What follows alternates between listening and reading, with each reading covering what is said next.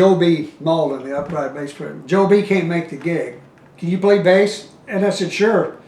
And I said, what, upright or, no, I'll play electric. And I said, okay. So she said, we have one. You don't have to bring one. And I said, okay. So I went down the shrine, and on the show was the Everly Brothers, Johnny Cash, Sonny and Cher, the Crickets, Gary Lewis and the Playboys. They had just had their first record out, and his mom drove him and the band in an Oldsmobile station wagon. It was great. Awesome. And they filmed this whole thing, you know.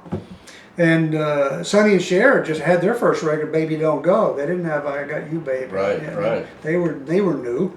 They just come off of being Caesar and Cleo, you know. And so the Crickets, I walked in and said, I hadn't rehearsed with them or nothing, you know, but I knew every one of the songs. Well, backward, sure, you you've know. been playing them in other bands. I learned how to play, you know, yeah.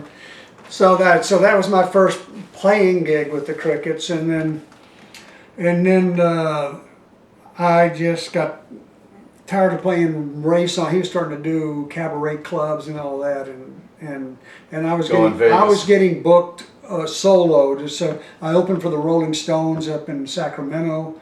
It said Keith Allison and the Goodnighters. I don't know where the agents came up with it. There's a great poster. It was on sale at one of those rock auctions.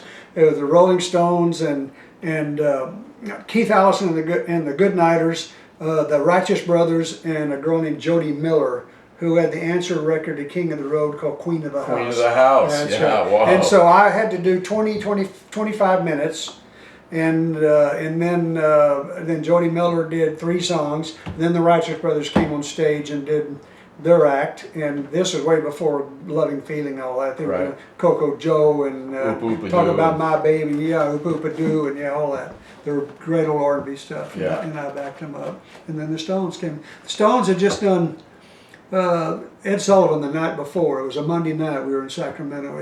And they'd done "Time Is on My Side." That was their new record. Right. Wow. So that's played 64. 64, yeah, October '64. Yep. Yeah, they had played in New York. So they had, I guess, taken a red eye after playing Ed Sullivan. Flew to San Francisco and then drove over to Sacramento. They looked pretty ragged. I'm sure. I mean, you know, even those guys, you know, were traveling on a pretty lean budget. You know, budget. Oh yeah, they only had one roadie. They only had Stu. Yeah, and he was doing everything, and he was doubling as a piano player. That's the way to do it if you want to save money, right?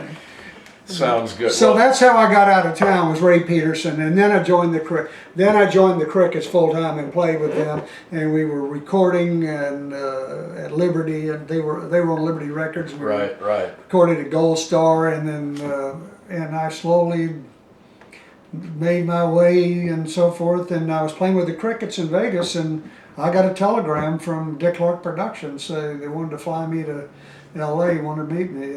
I had been on a taping of one of their shows, and they had filmed me sitting in the audience, and they got all these letters wanting to know who the kid was. Okay, I got to interject here. My sister was 3 years younger than I, and I was about 15 or 16 at this point. So, yeah, she was one of those little girls that was like, who is that guy? I want to know who that boy is. He is so cute. Yeah, bless your sister and all the rest of them. Yeah, well, you know, serious business. They gave me a career. So it was just because you were sitting in the audience, and it was the very first taping of Where the Action Is. I was surviving on doing demos for Screen Gems for Boyce and Hart. Yeah. Playing in clubs. Ray opened a place called the Red Velvet on Sunset Boulevard. It's called Club Lingerie now, or was, but I don't even know if it's open anymore. But it's right by Wilcox and the great brick building. Yeah, it was a supper club, and they served dinner in an Italian restaurant, and it became like the hot music spot. The Whiskey down the street was one, and the Red Velvet was the other. And we were playing at the Red Velvet, so I had to play 4 hours a night with the band. Ray did 2 shows, 2 50-minute or 1-hour shows. And you know, so we played from 8 to 9, and he did a show, and then he did a midnight show, and then we played the last hour out, you know, for dance music. And so we were playing dance music, the band was, and I put together a band. So that was going on, but during the day I was doing demos, and I got paid $10 a song. Nice. So we did, those days we did 3 songs, I was happy, that's $30. My rent wasn't but $115 a month. You know, I lived in an old place on Highland right by the Hollywood Bowl.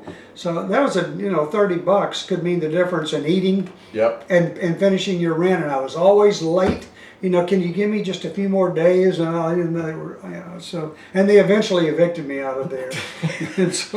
and I went to another place. Another flaky musician. Yeah, right.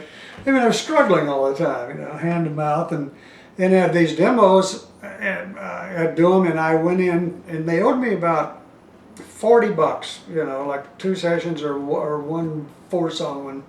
And I went into Lester Seal, who was the head of Screen Gems. Publisher. And I said, Lester, I need my money. You know, I said, I got to pay my rent, and I can't push them anymore. They're going to throw me out, and I'll be on the street. And blah, blah, blah. He said, well, I can't cut you a check unless either Boyce or Hart signs a voucher saying that you did this. I said, well, where are they? They're not in the office. And he says, well, there's some new show shooting down at the Whiskey. They're down. They should be down there.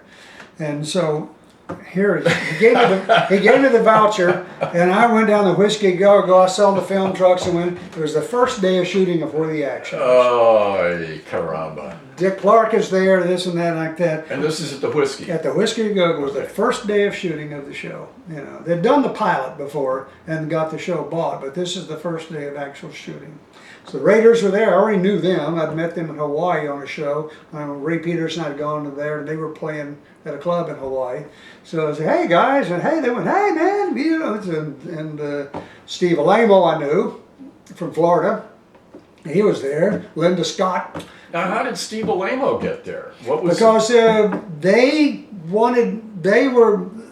Clark Productions had in mind like Annette Funicello and Frankie Avalon. Yeah, like a beach party kind of thing. Like that kind of thing. And so Steve was that Italian stud-looking guy. And he's from Miami. And he's from Miami. And Linda Scott was an East Coast girl, every little star, you know. So they were meant to be the stars of Where the Action Is. The Raiders, they just hired them to cut the tracks. Yeah. You know, that the people sang, that we sang to. So lo and behold, the Raiders and myself both exploded on the show, and Steve became music director. Right. He was always music director. And so, I mean, he still sang great. We did all these things together, you know. And so you just walked into the Whiskey and I walked into the Whiskey looking for Boyce and Hart. Oh, by the way, you know, did you bring your guitar here? No, it wasn't that. It was Tommy Rowe was getting ready to sing. He was on stage getting ready to lip sync to everybody. Dizzy or everybody. Everybody, you know, and he was getting ready to do. I thought, oh wow, I'd never seen Tommy. I'd seen him once, I think, on stage.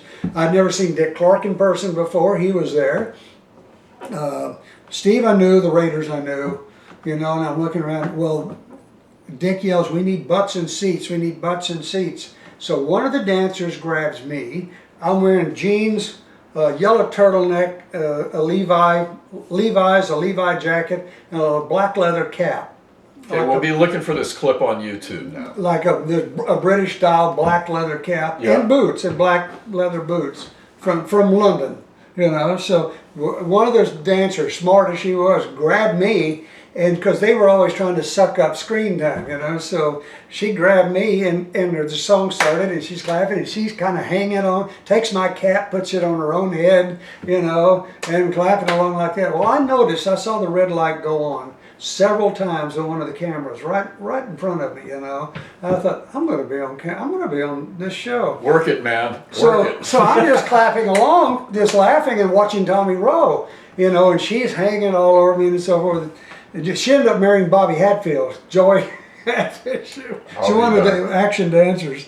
So anyway, I found out when's the air date for this show. They told me June 5th or whatever like that. This is 65 now. Yeah, 65 May. And I even called my mother and said, I looked at, I saw the premiere when Tommy Rose got. I said, on that date, watch this show. There's going to be shots of me on television. You know, on this show, you'll see me when Tommy Rowe is singing. And lo and behold, it did. Well, in the meantime, I'm with the Crickets. We go to Vegas. We're there for a month. 3 shows a night at the Thunderbird. And in this lounge, you know. Right. And we're living in the hotel, and we're playing, and unbeknownst to me, they've gotten thousands of letters poured in, 10 times more wanting to know who the kid was than the rest of the cast got combined, you know. All these girls, like your sister, bless their hearts, wrote in wanting to know who the kid was, you know.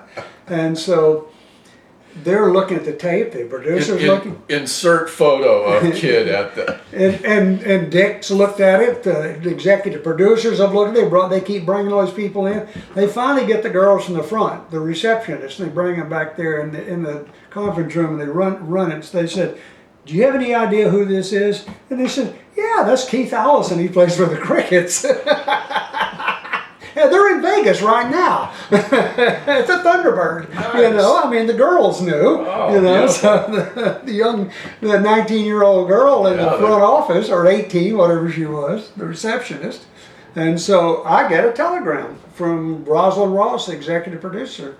We have a plane book. We know your day off is Monday. We have booked a plane for you, and da da da. Here's get here and call, and here's the address that you come to, and so bye. I'm looking forward to meeting you next Monday. And I showed it to Jerry Allison and my cousin. I said, who? He said, oh, Ross. I remember her. She was an agent in New York for Premier Talent, and she booked the Crickets some, you know. He said, be careful. Yeah, she's tough. Yeah. So I flew my day off and met with her. I walked in the door, and they went, holy cow, you know, they mind when we cut your hair? Yeah. They said, be at Santa Monica Beach at 7 o'clock in the morning. Will Rogers Beach, Santa Monica. And they started shooting teasers, you know, then. And then I caught an afternoon flight back, and I was back on stage when they said, how'd it go? I said, I just got hired on a television show. You know, I'm on a national television show from an appearance of 5 seconds, 2 times, you know. Totally random. Random, totally. So about the voucher, though.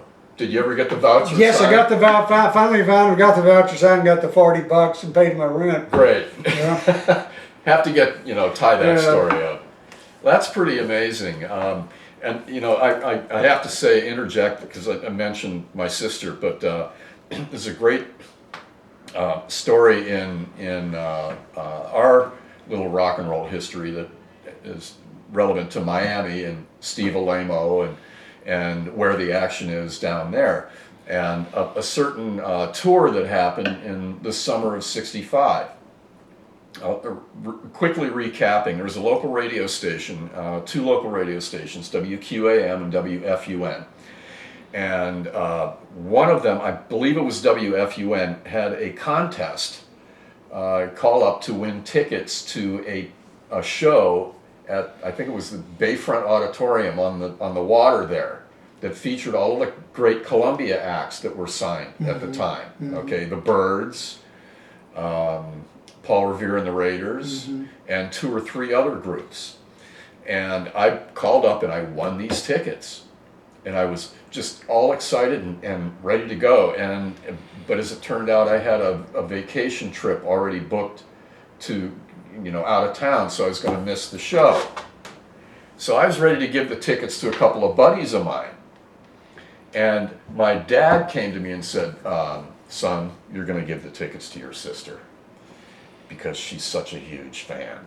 I mean, we were watching the show every afternoon. It was brand new. We were watching the show. It was the greatest thing since sliced bread. We thought it was great. And so my sister went to see you guys at the Bayfront Auditorium it was in the summer of '65. Was it a Columbia promotion thing? Yeah. I wasn't there. I wasn't there for that. You weren't for that? Okay. That was before I was in the group, but I know that they did. Because it exploded. There was a convention down there, Columbia Record Convention. Yeah, and so all of these great Okay, because I didn't know if you were in the band I yet wasn't at the in the band. time, I but was that solo was act. like crazy. But then there's another story. There was the other station that I mentioned, WQAM. There was a disc jockey named Rick Shaw, I know Rick. and he had a daily dance program that was kind of patterned after Bandstand, but was also set with local high school kids. They went out on location on beaches and stuff, and they would have bands out there on a beach, and the guitar player would just have his guitar, and the drummer would have a snare drum and a cymbal, and that would be it. And it was all lip sync, you know. And it would be at the beach, and the local high school girls would be in bikinis gyrating around like beach party, right? Right. And it was, but this is a local show. And so when Action came along, it was like, wow, we've got two of these. It was amazing. But you told me a story earlier about, you know, there was some connection between Action and this local show. Well, What was when that we were story? on tour, you know, across the country, even before I was in the group, I always toured with the Raiders, you know, and we'd do these Action tours and so forth. And we were in Dallas, there was a guy